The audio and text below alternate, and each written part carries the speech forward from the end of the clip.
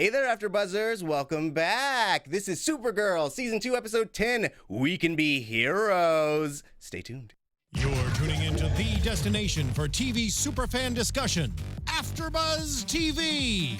And now, let the buzz begin!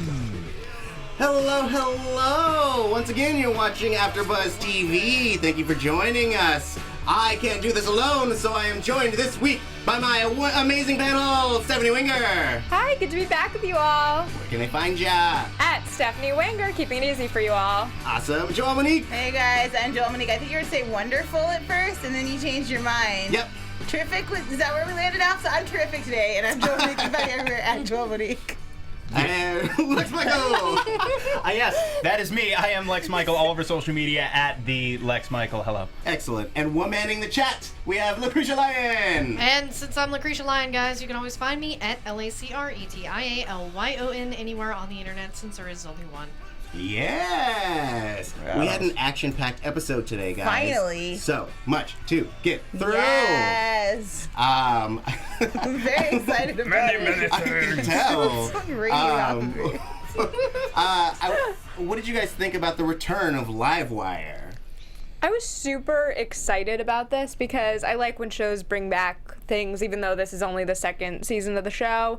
I felt like it wasn't particularly exciting in the episode. Like, it could have been anybody and had the same result for the characters, but still fun to have an old character back. I missed Banshee with her. They were a good duo. Yeah. But it's Livewire, and she's always been crazy. And her opening sequence was a lot of fun, where she was kind of counterplaying her psychiatrist. That was a lot of fun. It reminded me of the progression of the Flash Captain Cold relationship in the first couple of years of the Flash, which was basically, we hate each other, we're at each other's throats, we hang out a couple of times, and suddenly we're all right, we're cool. Is your mother now. also named Martha? Yeah. You're friends now. Totally fine. I just wish it was Silver Banshee. I just like her a little bit more. Yeah. But it was fun, and it was that, I hate having a nemesis, but she's cool now. Well, do you guys feel like Livewire is actually her nemesis? Like, she is the most reoccurring bad guy, but do you really qualify her as a nemesis? See, I think that her biggest nemesis is still to come. Like, I think that this is one nemesis, sure, but is it the ultimate? She was kind of describing her as, like, the ultimate nemesis, and that I felt like might be a misnomer.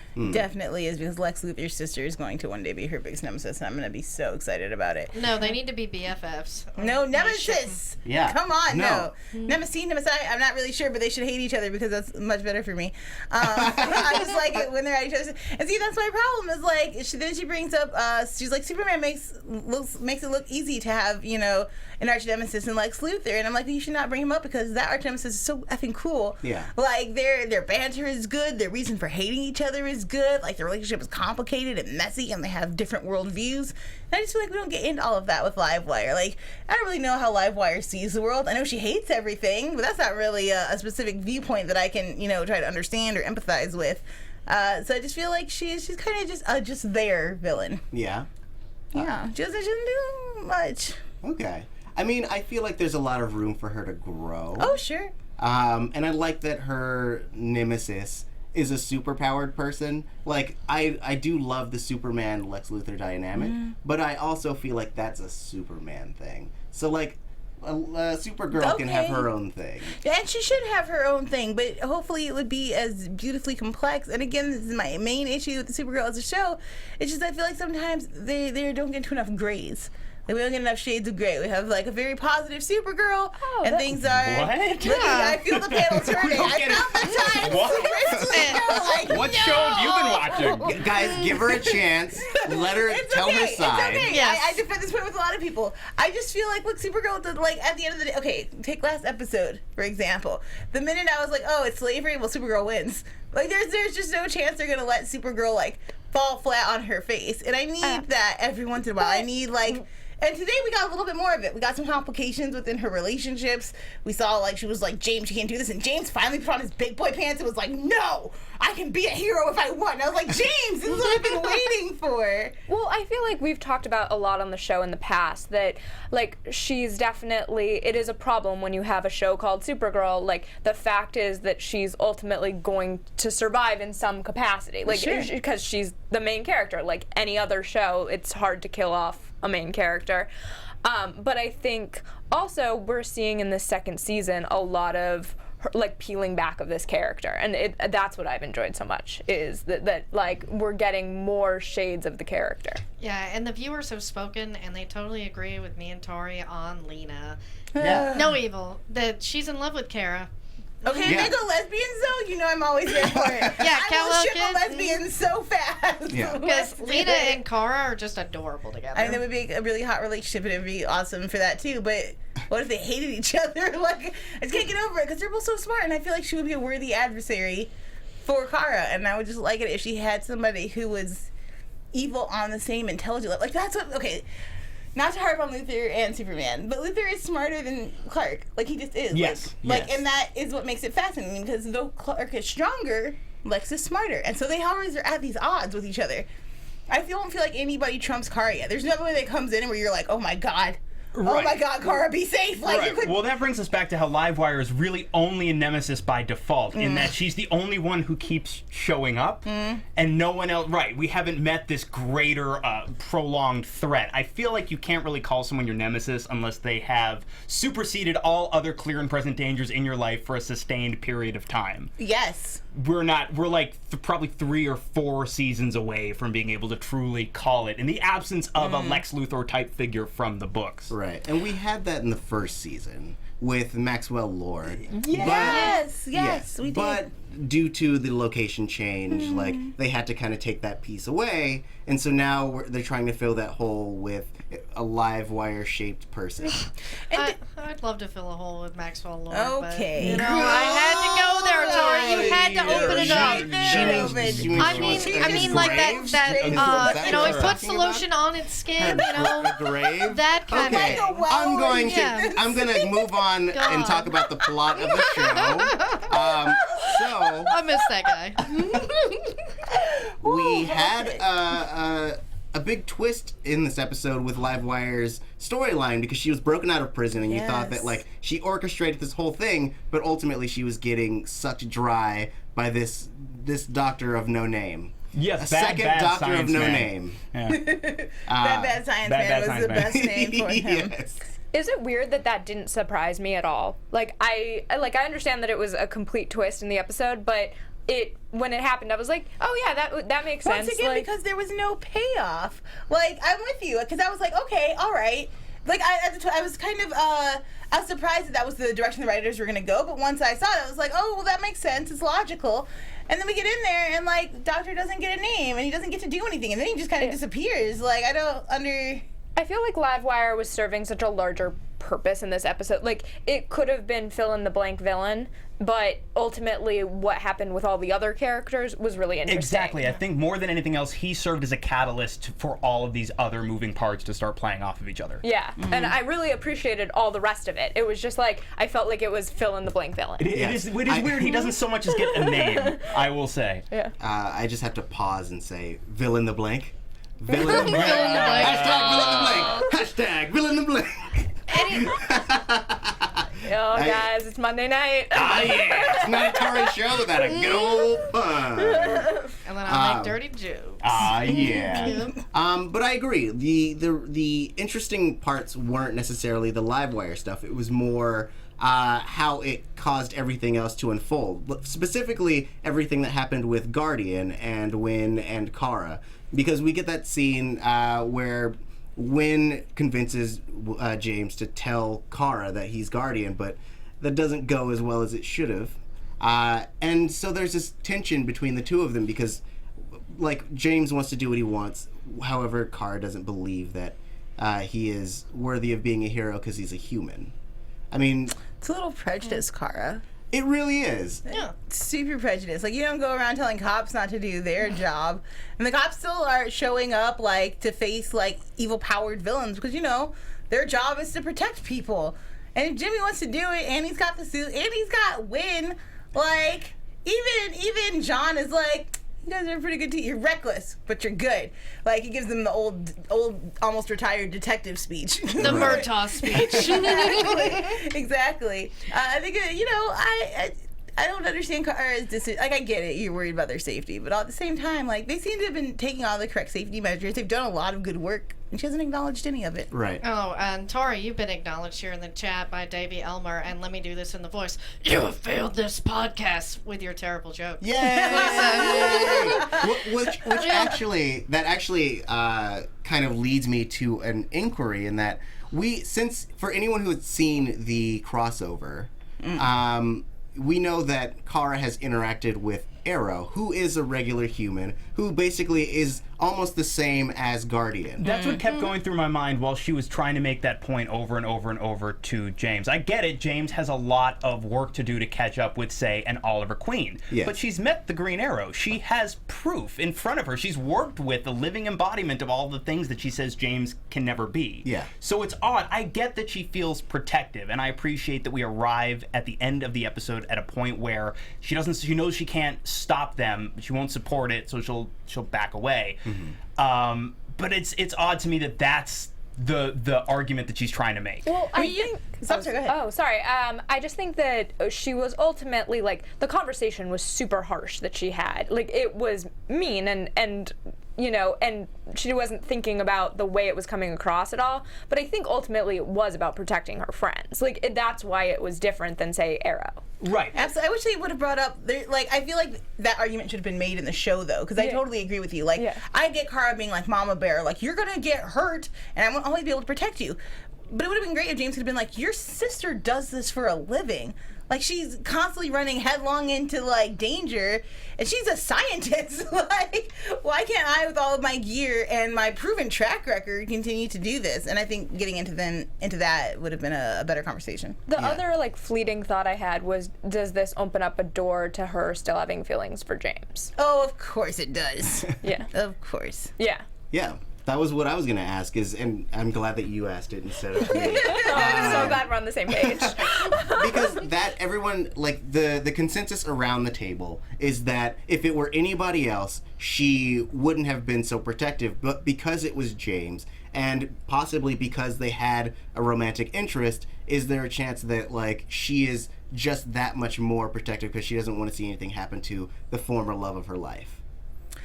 I mean, yeah. I also think James is becoming more interesting to her because, again, he put on his big boy pants. Like, I like this new James. Like, James is he was becoming the Iris of the episode, whereas, like, for those of you that watch The Flash, where Iris just kind of sits around and does nothing but just be nice and be Barry's girlfriend. And I'm like, Iris has a job and it's amazing and it could be used to help the team. In the same way that I'm like, Jimmy is dope. He has a lot of skills. He could be using his detective side. He could be using his photography side. Now he could be using a superhero. Like, just put him in the show and make him do something. And it's exciting to see him be, like, taking a stand against Kara, which I never thought we were going to see. Teaming up with Wynn. They are adorable together. I love them. I'm just really excited about new Jimmy and Guardian. And yes, actively deciding to unsideline himself. Yes. Was very nice. Yeah, I liked when he put on his big boy pants, but I do believe Mon-El was right when he's like, I thought he was just handsome office guy. I think actually in last week's episode we talked about this, that like he felt very kind of out of the loop of the show, and it was nice to have him kind of back in the crew because he was like sidelined in the executive office, which is a lovely place to be, but like not super helpful in the world of Supergirl. Right. Yeah. Yeah. I mean, do you guys feel like his views of Mon-El were valid? That he is just a frat boy who only cares about himself? No, because Mon-El is adorable. You know how I feel. I'm writing a song about him. He's all right for a Daxamite. But just like straight out of Arkham, it hasn't happened yet. Okay. My writing partner has been working a lot. Totally. Yeah. Scheduling but, issues. Got it. You know, stuff. But no, I don't agree with that. Mon-El is adorbs. It's obvious that to a point he's entirely correct because Mon-El is, by his own admission, a fairly selfish person. Yes. However, flip side to that coin is, to me, it is also equally obvious that some of these feelings he has towards Mon-El are very much informed by the feelings he has for Kara. I was gonna say. Yep. Oh, sorry. Go ahead. Go ahead. It's just like opening that a different love triangle than we had in season Yes. 1, but still a love triangle of sorts.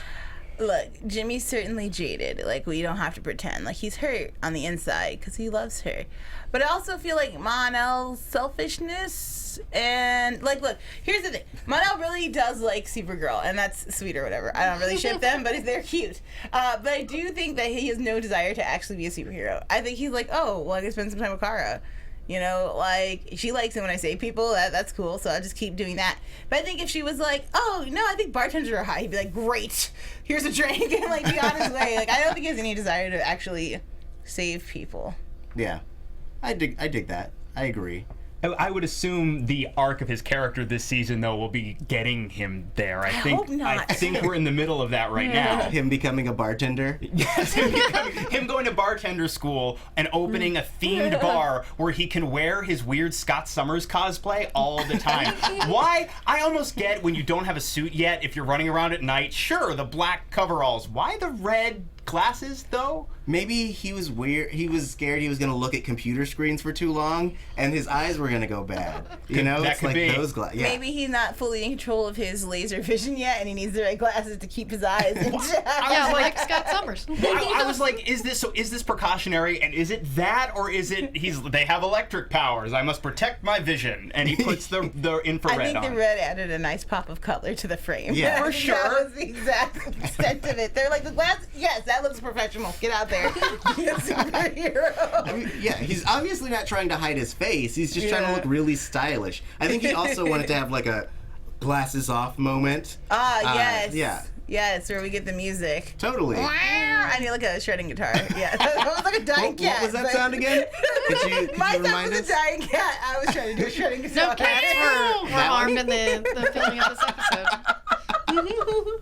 Oh, man. Yes. I'm going to take a moment to talk a little bit about iTunes, guys. Oh, man. Do you love what we're doing? Because we love what we're doing. And you know how you could show us how much you love what we're doing? You How, could go Tauri? onto iTunes and you can leave a comment. You can rate us 5 stars if you super duper quadruple love what we're doing. And if you moderately super duper quadruple love what we're doing, maybe 4. You can send us 5 and give notes in the comment That's section. true. I You just can did that also out do We that. there. read them. Is it just that easy? It can't possibly be that easy. It's that easy. It takes about 30 seconds if you want to do it. And you know No. what? Just like this podcast, it's free to do. Ow! Yeah. That's my favorite thing to do. I know. Anything free. Heck Does yeah. it not cost money? I'm there. It really just, it really helps us out. It keeps the lights on here. It bumps this podcast up to the top and lets people know that this is the best Supergirl podcast out there. And also, it helps us get guests, and it helps us, our self-esteem, because, it's hard out there being a pimp, and sometimes you just need a little boost. Validation is dope. We're gonna be That was not where I was thinking that was going. That's the only place to go. Oh, man. Validation is dope. The Lex Michael. And while you're at it, if you're on YouTube, don't forget to hit that thumbs up. And you can also leave comments. We often go back and we'll reply to your comments and be like, you're right, I did miss that. Or, ha ha ha, ha your theory's great. One of those two things. Nothing in between. So yeah, we'd like to thank you for listening because it's awesome. And go do those things. It doesn't take you any time and you can do them while you're listening to this podcast. So that's that. And now let's talk about John and Magon. Oh my. It rhymes. They melded minds. Yeah. I really, really, really love everything that happens with John and White Martians, and him and Magon. Their relationship is really, it's really complex, and I liked his arc this episode. I mean, what did you guys think about him having to go into her mind and figuring out what her motivations were? Can I just say one quick outside thing? No, I'm gonna keep it to myself then. Okay. Good. It's weird if you read the comics because you're like, you guys are uncle and niece, and I don't like this. This is very strange to me. Magan is your niece, and she's small, and she's Ms. Martian, and it's taken me a while to get over that mental, like, hump, just to be like, oh, okay, I see you guys are not related here. But now that I moved past that, I like the idea of fallible John, who's like, I'm not ready to forgive. Like, I want this anger. I thought that was a really valid experience, and especially after all that John's been through, especially after her betrayal, for him to go through that. And I liked it. I thought it played well. Yeah, continuing to watch him have to confront his anger and his prejudice and work through it. And I love that the point in this episode was not you should work through it for her or for the quote-unquote other that you feel prejudiced against. Work through it for yourself, dude, because you're holding on to this thing that is just eating you up inside. And if you don't learn to forgive and let go of that resentment and that anger and that hate, it's just going to continue to hollow out your center. And I really love that point was made. Yeah, I really love the relationship that Alex and Kara have with John, and how they're there for him as like his new family. And then, it was Alex to tell him, forgiveness isn't about them, it's about you. Yeah, I think that it's also something that, again, we say it over and over again on this show. They mirror social issues so well, and it's something that they've done all season and they continue to do now with this storyline specifically. And look, too, at that scene where they actually do the mind meld and we go into this imaginary Martian landscape. First of all, looks great. Looks so expensive. I joke, but also the way these shows stretch their budgets is consistently incredible to me. But we go into this shared mental landscape, and at first I'm going, but we're in their imaginations. Why are they not Martians? And then the scene starts to play out, and I'm watching these two actors play these moments, this powerful, cathartic moment of forgiveness, and you're watching these actors' eyes, and I'm going, that's why they're not Martians. Bravo. No, I mean, I have to agree with you. The special effects tonight were incredible. When you think about a TV budget, this is, CW network show, incredible. Yeah. Man. Yeah, they emoted so well. And just that moment when she's describing the scene of her letting the child go and having to, kill her own people, it was really, weighty. Yes. No, I'm going and then I'm going in my head, it's like, you don't want, as cool as the big white Martian monster looks, you don't want the white Martian monster playing that scene. There's no connectivity if the white Martian monster plays that scene. It's a very different moment. I burn my people. Though I think it would be hilarious. I would love, if there is just, I don't know, if the special effects people get bored, please just make that scene for me, where it's just this giant monster being like, I'm bad, I'm a bad person.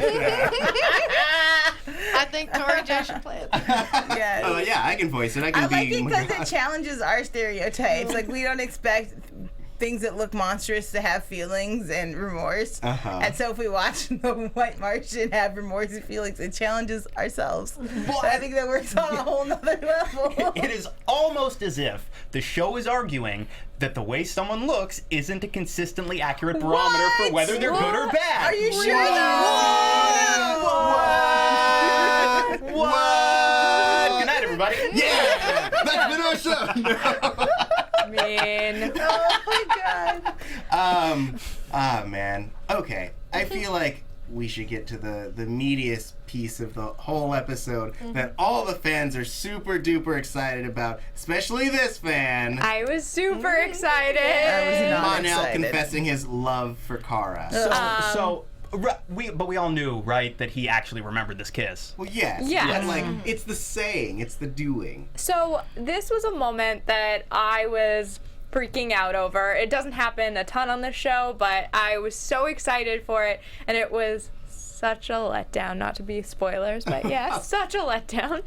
What was the letdown for you? So I've wanted them, I don't know whether I prefer her with James or Mon-El. I'm gonna have to think about that longer, but I love her exploring different relationships, and this is one that I've wanted for a long time. So when he walked into her apartment, I was ready for it to be like, game on. Like, that he was professing his love and she was going to agree, and like that she had mentioned the kiss already. I wanted all of it.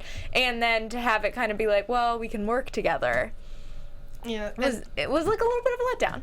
yeah, and they have the best couple names, so that's why I'd go with them, because Caramel and everyone in the chat is like, Caramel. I feel that that's what they're doing. I think they're chanting it. I love it. And they're also doing the way crazy. And Satanalus Pumpkin says, what Lex just said is ridiculous. I just wanted to let you know. It doesn't matter what it was. Yeah. Everything, all of it ridiculous. Monster. Terrible. Terrible. Why is it in here? Terrible. Joelle, I feel like you had strong feelings about it. Look, y'all, I still feel like Kara needs to be with anyone right now. I honestly feel like Mon-El is just going to break her heart, and it's going to be devastating. And I'm not prepared for our girl to have to suffer that kind of heartache yet. Like, I just want her to be happy and kicking ass and like trying to figure out her friendships. And I'm concerned that this boy is going to distract her from what she needs to do. I feel like you and I watch this show for very different reasons. We definitely do. We definitely. I come every week to see Kara kick some ass, and hopefully to catch a glimpse of Cat Grant again, because I miss her desperately. I agree with that. Yeah, she's awesome. If we could get a Cat Grant-esque character, like it doesn't even need to be Cat, but like a Cat-esque character back on the show, I would just be forever grateful. Snapper Car, not cat-like enough. Yeah. Snapper Car, they need to have more Snapper. He's more of a fish than a cat. Yeah. He's great. boom. No, I like him because he's amazing. Don't get me Red wrong. snapper, okay. But in this scene, like, look, first of all, it was very 90s. Very Jerry Maguire-esque of like, let me come in, you've comets in your eyes or something. I don't know. It was all just a little hokey.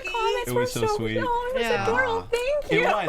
Okay, so I don't believe in real love, and this is why I can't. Okay, well that's your first problem. so if what you're saying is it was a little cornball for you, I totally get it. It's very soapy, but the fact is these shows are all soap operas. They're all Right. primetime soap not operas where mad people at fly it. around and hit stuff real hard. I actually really liked this scene, and you guys know I'm not like I do ship every single person on this show with every single other person, but in general, I'm not like a big shipper, but I think everybody is so charming that I really love watching these scenes play out. But we get to the end of this scene, and it's not so much that I was so like, yeah, they got a kiss, oh, they didn't kiss, but it felt a little bit like the very end of the scene whiffed it slightly, and I'm not sure why. Maybe it's just the kiss thing. Can I venture a guess? I feel like because, like, look, usually when you get these moments of the character confessing love and being like, oh, it's not reciprocated, back out, pedal back, we're just friends and it's totally cool, and I said my piece and I'm out. But I felt like here, like, Kara was like, okay, yeah, I feel these things too. And then he pedaled back, and I'm like, why are you pedaling backwards? She But was she into never it. said that she felt the same She thing. didn't say anything. I Yes. just wanted her to, like, you could see it on her face that there was something there, and I wanted some realization, even if it was like a lingering moment of like, oh, I should have done something, or a scene with her sister being like, I just wanted some recognition of like, oh wait, I actually do feel this way. Even if we didn't get a kiss tonight, I wanted that recognition. And herein lies the problem: is we're not sure where either of these characters, whom we know very well, what they're feeling or why they made why they made these choices. I think that's kind of problematic and an issue. And hopefully, one that will be resolved next week. I would imagine, and they are getting a lot better across the board on these shows about not needlessly dragging things out when they could just be communicating. Like, I was not expecting Kara to find out that James was Guardian this early in the season. I know either. we're in the very back excited. half, but even this early, I didn't think that was going to happen. So Right. hopefully this is something that we'll hash out a little bit further next week. There was a part of me, he walks away, and she's sitting there on the table, and I'm waiting for it to like cut to the outside of the building. He walks down, and then like she's there, and they kiss, and we'd be like, yay, but no. Yeah, Right. I would that's have totally my appreciated that dream, moment, Lex. actually. Yeah. I mean- Because I agree with Ivan Soto in the chat. He's like, Mon-El will never break Kara's heart. Because, yeah, she was the heartbreaker Okay. tonight. All right. Because she Alright. totally felt it. I don't know that like he'll never break her heart, but I think it's just an interesting relation to explore. Like, I could see her ending up with James. I don't know who is like her, I always hate this phrase, but like end game. But I think that it's interesting. It's definitely an interesting relationship to explore. Because Kara Zor-El in the comics doesn't have a Lois Lane. You know what I mean? So there isn't. I don't think there's somebody specifically in the source material you could point to. It's not like if she doesn't end up with. It's not like if Oliver Queen doesn't end up with Laurel, half the internet's going to threaten to burn buildings down. Well, and they're calling Jimmy his Laurel in the chat. So Interesting. Oh, that's not nice. And they don't even have like a Dick Grayson, Barbara Gordon kind of relationship, if I can recall. Like those guys, you know, never make it to, you know, the marriage or the happily ever after, but they're kind of on and off again, and they have this relationship. Or even you could do like Beast Boy and Raven, like all these other characters. But I can't name a single person Supergirl has seriously dated off the top of my head. yeah, I like that Ryan Vitallison brought it up because I keep bringing it up every other episode about him being Superboy, and then it's cute about Superboy and Girl because yeah, the sunglasses were a total '90s Superboy nod. They were. Get him in the leather jacket, get him with the nest. That's fair. And then it's adorable. Just like their high five was kind of cute in an awkward way, according to Witchy Mama in the chat. It really was. I loved though. It was sweet. I mean, yes. Look, if you have to backpedal out of a "I like you" situation, that's the way to do it. Sure. Like he did an expert U-turn. I just didn't understand why he felt he had to go to the U-turn. Yeah, the high five I thought was great. Everything up until the very last moment, and the problem I had at the last moment is that it felt like there wasn't one. Right. I feel like there's a lot more to that moment than we know of. I've been thinking about, we'll get to it, but I've been thinking about this theory you brought up when we finished the episode, and it's starting to make some sense to me. Right? Yeah. I have a prediction about it, but if before I do that, let's make sure I didn't miss anything. Last thoughts, any great Why do moments. you always deny me the lesbians? Why do They that? are Tari, why do so you always cute. deny us and by extension our asking audience me the for lesbians? Lesbians for life. You know how I feel about them. Oh my god. Tell me about these lesbians. Their relationship is the most beautiful thing. And even though we only got like maybe 3 minutes of screen time, Yeah, I was gonna of say it them, wasn't a lot tonight, unfortunately. the vegan ice cream bit was enough for me. I can't even deny. Like, Who doesn't like vegan ice cream? It's usually made of coconut cream and it's really delicious. And I am not I'm not like the vegan healthy eater at all. But it's delicious. Coconut ice Almond cream. Dream Try it. is the best. But they're working it out. Like Alex is getting it. Like she's less afraid. Their relationship is blossoming. And they're both so part of each other's worlds. Their personal lives, each other's professional lives, and it seems to be working. And the whole "your place or mine" bet. It's really like cute. they deserve this happiness. Yeah, and I also think that they are just true partners. That's what it seems like. They are equals, and it's so lovely to see that in any relationship on TV, because oftentimes there's like a power grab situation going on, and this is definitely not that. It's like they're like true partners. To the point where they're even able to bet on Kara's like, will she break through or will she just be nice kind of thing. Yeah. And it's great because it's a 50-50 bet with Kara. Yeah, and Jacob Albers in the chat says, "We need the lesbians!" Yes, like Jacob, all we do. caps with an exclamation point. He really needs the lesbians. Hey, you We got all 'em. need You the got 'em. lesbians. They're there. We They're take all the over. lesbians from the corrupt and we give them back to you. People. The lesbians are yours. Good night, everybody. That's our show. That's all, folks. All right, I'm gonna take this beat into predictions. Oh god. So, Your AfterBuzz TV. All right, so talk about your theory, and then I can chime in with why it makes so much sense to me. okay, so I'll start by saying in the next episode preview, we get. Even before the next episode preview, we get Magan saying, "White Martians are coming! White Martians are coming!" And then in the next episode preview, we get White Martians. Yeah, we do. I had a theory, and I was discussing with Alex before the episode, that I think that the Kara that Mon-El was talking to was a White Martian. And so it makes sense why she wasn't saying anything. She wasn't I responding. love that idea. That would absolutely explain the lack of a final moment. Right. Yeah. Also, what really, like, in my head, like, what inceptioned it into my brain is that it sounds like, from the promo, that they're thinging it.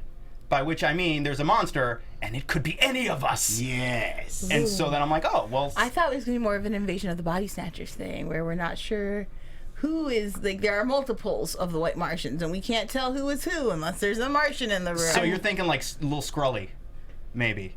Yes? Not Lil Skrully, the famous alien rapper, but, like, it is a little bit Skrull-esque. Yes, Oh, yes. yes, I got got you, it. I got you, Yeah, yes. yeah, yeah. Yes.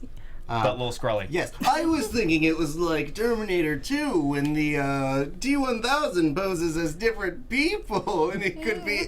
nope, that one's a stretch. We All watch right. sci-fi. All right, see you guys. I like that theory a lot. It would shock me if that's the direction they went in, but it's a great twist and a great way to start the next episode. I would Yeah. love that because I think it would really like change things again in a very interesting way for the next episode and probably in the episodes to come. Which, of course, if this... And we'll only have to wait a week to have this question answered, but if that's a white Martian, where'd Kara go? Or is she just out? Busy. Yeah, she's just out like she's getting coffee or something, and there's a white Martian posing as her in her home. Buried out back with the plants. Yeah, we have a detractor in the chat. A Ruby detractor? 1592 says, but Kara had her house keys. So I Interesting. a little point there. She did have to unlock the door. We did not find her in the apartment. I don't know if white Martians know how to use keys. Oh, you're right. I feel like they could figure out how to use keys, but it is a matter of where did she, if it's a Martian, get the keys from. If they knock out Kara and stash her somewhere, they could just take her keys. That's true. Maybe they can shape-shift keys, though, and that's They something can we really... shape-shift clothes. Yeah. Like, they just go, they put their finger in the lock, and it's just like, floop, and it falls off of them, your perfect key ring, and they catch like the memory of what your keys all look like from your lock. This makes no I like sense. to focus on the details though. Yeah, I know. Yeah, that's incredible. I like the detail catch there. Yeah, that was smart. And then Casket Fan 1 and Jamie Nauman totally love your theory, Tauri. So Yes. So you got some fans there. Thank you. My hope is now that we've gone past invasion and it's clear we're getting more aliens and, you know, our production budgets are stretching a little and we're figuring out what we can do. I'd like to see some Green Lantern Corps come in. Even if we're not looking at our Earth Green Lanterns, you know, if we get the little mini guys who run the Green Lanterns coming down and being like, you're messing with the aliens and you're screwing things up, that would be enjoyable. Or, you know, like if Kilowog wants to come in just and give me a do like, Kilowog. I mean, honestly, all I really need is Kilowog because he's my favorite. But, you know, we've got a lot of options here. We have a ton of Green Lanterns to choose from. And I'm ready to see them come back and so people to know what kind of great stories Green Lantern can provide and forget about that Ryan Reynolds I accident. feel like, though, because they just announced a new Green Lantern Corps movie, it makes it that much This is less news to likely. my ears. Yeah, within the last Girl. week, they announced a new Yeah. Green Lantern Corps Yeah, movie. it's gonna be like Lethal Weapon. My assumption, which, by the way, I'm not a huge Green Lantern guy, but if you pitch me Lethal Weapon in space, I have to at least say, go on. Yeah. Wait, have you read Omega Man? No. Oh, maybe. Okay, I'm gonna bring it to you. Bring it's it to me. It's like But an so- amazing Green Lantern story. What I will say, Yes. is, and I saw somebody bring this up, more than one person bring this up online, but I think they need to introduce Batwoman onto this show as soon as possible. Yeah, That, that's I the was thing reading is- that as yeah. well, and that sounds incredible. Wait, why do we want Batwoman here? Because you know why? Lesbians? Because we can't get I mean, Batman. lesbians, Because sure. we can't get Batman on the show, presumably. B, I would really like to see that dynamic replicated in a more one-to-one capacity than I've seen from the CW verse so far. 3, Kathy Kane is a lesbian. I would like to see more diverse representation on the show than we have already. More Latino lesbian cops. Why not? I'm not complaining. That was a real thing. Give me more Latino lesbian cops. Just more of it, so we can get more stories from different points of view. Plus, I just want someone on one of these shows in a bat costume. I couldn't agree more. I think it also plays into like the girl power of Supergirl and having all of these women. Plus, Yeah. And see, in the comics, for a stretch, Kate Kane and Maggie Sawyer dated. Interesting. What if Maggie's ex comes to town, create a little bit of romantic drama, now see, I and was it's gonna Batwoman? say what I want Maggie to be is the Question, because her as the Question is my favorite iteration of that character. I mean, she's great as the Huntress, don't get me wrong, she does a lot of cool stuff there, but when she is Question, it is amazing. She puts on that face, she disappears. You're looking at me like there's Question in your eyes. Yes. Yeah, There's question in your I didn't think eyes. Maggie Sawyer was. Renee Montoya was. Yeah, it's Question. I'm so Montoya, sorry. that's the I'm Question. sorry. Yes, yes. Which, So can but by the Renee way, come in and be the Question? Yes, Because that to would that. be everything to me. any I need version of a that. character that doesn't have a face, I'm just like, great, more of that. But then And like then- a 40s noir episode, which I just think every episode storyline needs one of those. Just give me one episode where somebody's like narrating and like they're smoking a cigar. And they totally forgot about Renee Montoya on Gotham. That was like season 1. So there's no reason she can't come over here. And I like Starman 934's point in the chat. Guy Gardner should show up if we're gonna get a Green Lantern because he's the fun one.